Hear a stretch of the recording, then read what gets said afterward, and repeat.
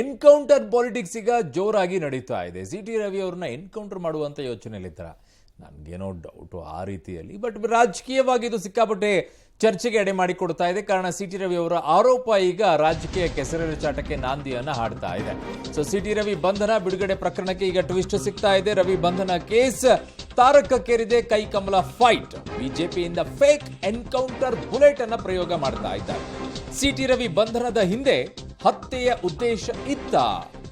ರಾಜ್ಯ ಸರ್ಕಾರದ ಮೇಲೆ ಈಗ ಕೇಸರಿ ಪಡೆ ಆರೋಪವನ್ನ ಮಾಡ್ತಾ ಇದೆ. ಸೊ ಬಿಜೆಪಿ ಎನ್ಕೌಂಟರ್ ಆರೋಪಕ್ಕೆ ಕೈ ಕೂಡ ಕೌಂಟರ್ ಅಟ್ಯಾಕ್ ಅನ್ನ ಮಾಡಿದೆ. ಕಾಂಗ್ರೆಸ್ ಏನ್ ಹೇಳ್ತಾ ಇದೆ ವಿಚಾರದಲ್ಲಿ, ಅದರ ಒಂದು ವರದಿ ಇದೆ, ನೋಡ್ಕೊಂಡು ಬನ್ನಿ. ಸಿಟಿ ರವಿ ಬಂಧನ ಬಿಡುಗಡೆ ಪ್ರಕರಣಕ್ಕೆ ಟ್ವಿಸ್ಟ್. ಬಿಜೆಪಿಯಿಂದ ಫೇಕ್ ಎನ್ಕೌಂಟರ್ ಪಾಲಿಟಿಕ್ಸ್. ಸರ್ಕಾರದ ವಿರುದ್ಧ ಕೇಸರಿ ಪಡೆ ಗಂಭೀರ ಆರೋಪ.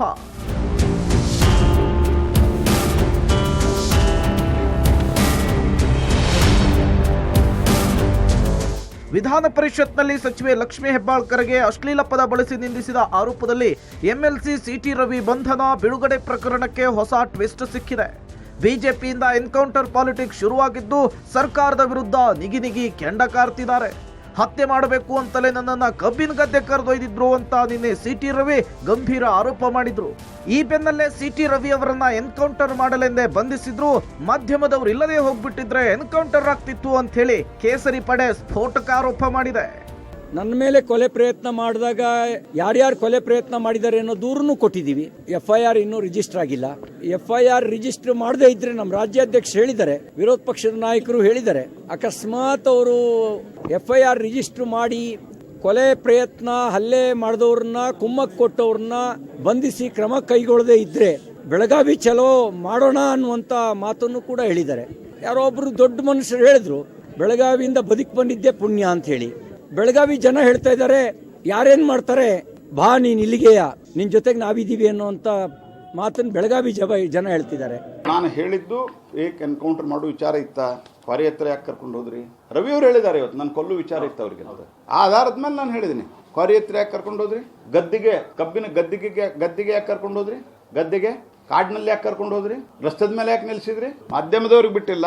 ಮತ್ತು ನಾನು ನಿನ್ನೆನೂ ಹೇಳಿದೆ, ಮಾಧ್ಯಮದವರು ಕೆಲವರು ಸಾಹಸ ಮಾಡಿ ಹಿಂದೆ ಬೆನ್ನು ಹತ್ತಿದ್ದಕ್ಕೆ ಸಿಟಿ ರವಿ ಇನ್ನೂ ತೊಂದರೆ ಕೊಟ್ಟಿಲ್ಲ. ಇರಲ್ಲ ಎಲ್ಲೇ ತೊಗೊಂಡೋಗಿ ಏನು ಮಾಡ್ಬೇಕಂತ ಮಾಡಿದ್ರು ನಂಗೆ ಗೊತ್ತಿಲ್ಲ. ಸಿಟಿ ರವಿ ನಾನು ಕೊಲ್ಲಬೇಕಂತ ಸಂಚಿತ್ತು ಅಂತ ಹೇಳಿದ್ದಾರೆ.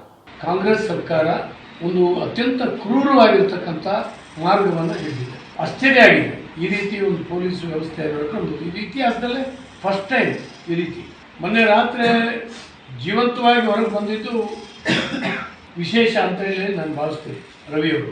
ಯಾಕಂದರೆ ಮೀಡಿಯಾದವರು ಬೆನ್ನಂದಿಕೆ ಇದ್ರು, ಅವ್ರನ್ನೂ ಕೂಡ ಅವಾಯ್ಡ್ ಮಾಡಿ ಎಲ್ಲೆಲ್ಲೂ ಕಾಡು ಕ್ರಷರ್ ಜಲ್ಲಿ ಕ್ರಷರ್ನ ನೋಡಿದೆ ಅಂತ ಹೇಳಿ ಎಲ್ಲಿಗೆ ತಗೊಂಡೋಗಿ ಅವ್ರನ್ನ ಕೊಲೆ ಮಾಡಬೇಕು ಅಂತ ಹೇಳಿ ಪ್ರಯತ್ನ ಮಾಡ್ತಾ ಇದ್ರು. ಇವೆಲ್ಲದರೂ ಕೂಡ ಎನ್ಕ್ವೈರಿ ಆಗಬೇಕು ಅಂತ ಹೇಳಿ ನಾನು ಒತ್ತಾಯಿಸ್ತೇನೆ. ಇನ್ನು ಸಿಟಿ ರವಿ ಪ್ರಕರಣವನ್ನ ನ್ಯಾಯಾಂಗ ತನಿಖೆಗೆ ನೀಡಬೇಕು ಅಂತ ಆಗ್ರಹ ಕೂಡ ಜೋರಾಗಿದೆ. ಎಲ್ಲರೂ ಕೂಡಿಯೇ ಷಡ್ಯಂತ್ರ ಮಾಡಿರಬಹುದು ಅಂತ ನನಗೆ ಅನುಮಾನ ಬರ್ತಾ ಇದೆ. ಅದಕ್ಕೆ ನ್ಯಾಯಾಂಗ ತನಿಖೆ ಅಂತ ಕೇಳಿರ್ತಕ್ಕಂಥದ್ದು. ನಾವು ಕೊಟ್ಟ ಕೇಸ್ನ ಯಾಕೆ ಇದುವರೆಗೂ FIR ರಿಜಿಸ್ಟರ್ ಮಾಡಿಲ್ಲ? ಕರ್ನಾಟಕದಲ್ಲಿ BJPಯವರಿಗೆ ಒಂದು ಕಾನೂನು, ಕಾಂಗ್ರೆಸ್ನವ್ರಿಗೆ ಒಂದು ಕಾನೂನಾ?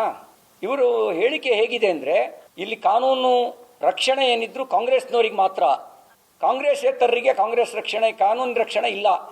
ನಿಮಗೇನಿದ್ರು ಕಾನೂನಿನ ಮೂಲಕ ನಿಮ್ಮ ಮೇಲೆ ದೌರ್ಜನ್ಯ ನಡೆಸೋದಕ್ಕೆ, ಅಟ್ರಾಸಿಟಿ ಮಾಡೋದಕ್ಕೆ ಅಂತ ಅನ್ನುವ ಮನಸ್ಥಿತಿ ಮುಖ್ಯಮಂತ್ರಿಗಳ ಬಾಯಿನಲ್ಲಿ ವ್ಯಕ್ತ ಆಗ್ತಿರ್ತಕ್ಕಂಥದ್ದು ದುರದೃಷ್ಟಕರ. ನ್ಯಾಯಾಂಗ ತನಿಖೆ ಆಗಲಿ, ಸತ್ಯಾಸತ್ಯತೆ ಹೊರಗೆ ಬರಲಿ.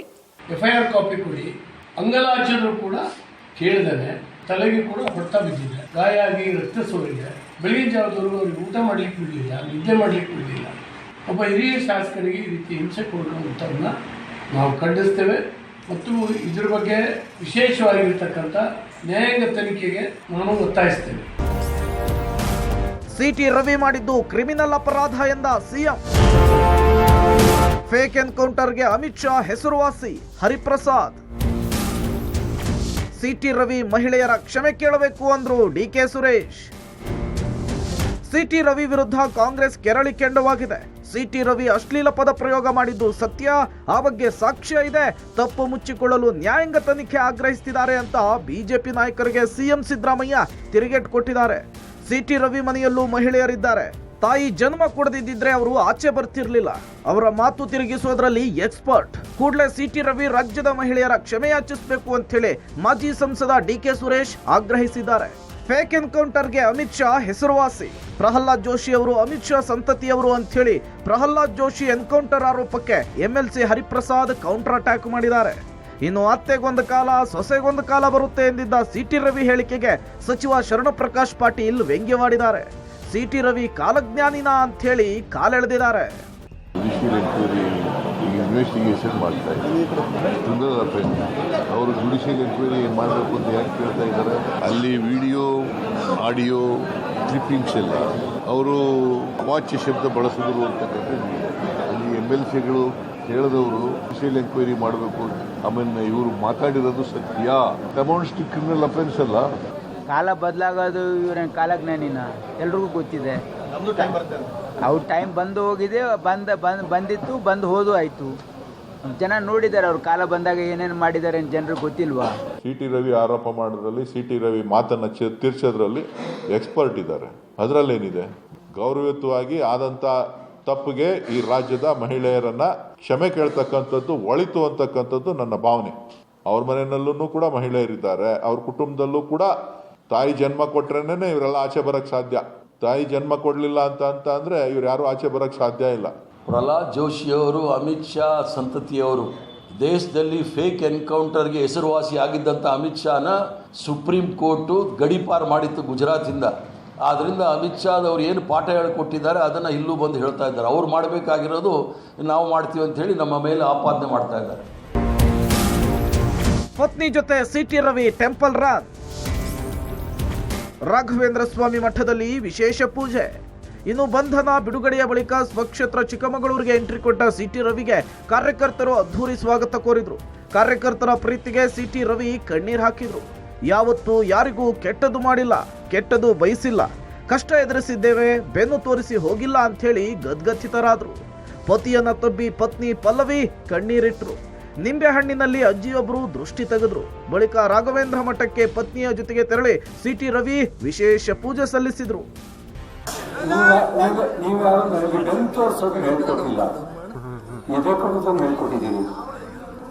ಯಾವತ್ತೂ ಕೆಟ್ಟದ್ದು ಮಾಡಿಲ್ಲ, ಕೆಟ್ಟದ್ದು ಬಯಸಿಲ್ಲ, ಕಷ್ಟನ ಎದುರಿಸಿದ್ದೀವಿ.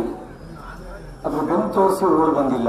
ನೀವು ಯಾವ ಪಾಠವನ್ನ ನನಗೆ ಚಿಕ್ಕಮಗಳೂರಿನ ಜನ ಯಾವ ಪಾಠವನ್ನ ಹೇಳ್ಕೊಟ್ಟಿದ್ದೀರೋ, ಹೋರಾಟ ಮಾಡಬೇಕು, ಎದೆಗಳು ಬಂದಬಾರದು ಅಂತ ಹೇಳಿದ್ದೀರೋ, ಅದನ್ನೇ ವ್ರತವಾಗಿ ಸ್ವೀಕಾರ ಮಾಡಿ ಹೋರಾಟ ದಾರಿಯನ್ನೇ ತುಳಿದು ಊರಿಗೆ ಬಂದಾಗ ಮಧ್ಯರಾತ್ರಿ 1 ಗಂಟೆ ರಾತ್ರಿ ನಿಮ್ಮನ್ನು ನೋಡಿದಾಗ ನನ್ಗನ್ನಿಸ್ತು ಯಾವುದೋ ಪುಣ್ಯ ಮಾಡಿರ್ಬೇಕು ನಾನು ಅಂತ ಹೇಳಿ.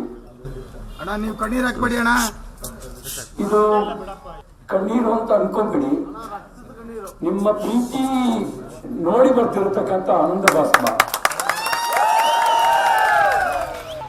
ಸಿಟಿ ರವಿ ಪ್ರಕರಣದಿಂದ ಬಿಜೆಪಿಯಲ್ಲಿ ಒಗ್ಗಟ್ಟು ಪ್ರದರ್ಶನವಾಗಿದೆ. ಸರ್ಕಾರದ ವಿರುದ್ಧ ಇದೇ ಒಗ್ಗಟ್ಟಿನಲ್ಲಿ ಹೋರಾಟವನ್ನು ನಡೆಸಿ ಅಂತ ಹೇಳಿ ರಾಜ್ಯ ಬಿಜೆಪಿ ನಾಯಕರಿಗೆ ಹೈಕಮಾಂಡ್ ಮೌಖಿಕ ಸಂದೇಶ ರವಾನೆಯಾಗಿದೆ. ಸಾರ್ವಜನಿಕರೆಲ್ಲೂ ಕೂಡ ಸರ್ಕಾರದ ನಡೆ ಮೇಲೆ ಅನುಮಾನಗಳೆದ್ದಿದೆ. ಹೀಗಾಗಿ ಪರಿಸ್ಥಿತಿಯನ್ನ ಸದ್ಬಳಕೆ ಮಾಡಿಕೊಂಡು ಒಗ್ಗಟ್ಟನ್ನು ಕಾಯ್ದುಕೊಳ್ಳಿ. ಗುಂಪುಗಾರಿಕೆಗೆ ಅವಕಾಶ ಕೊಡದೆ ಹೋರಾಟ ಮತ್ತು ಪಕ್ಷ ಸಂಘಟನೆಗೆ ಒತ್ತು ಕೊಡುವಂತೆ ತಾಕೀತನ್ನ ಮಾಡಿದ್ದಾರೆ ಅಂತ ಹೇಳಲಾಗ್ತಿದೆ. Bureau report, Public TV.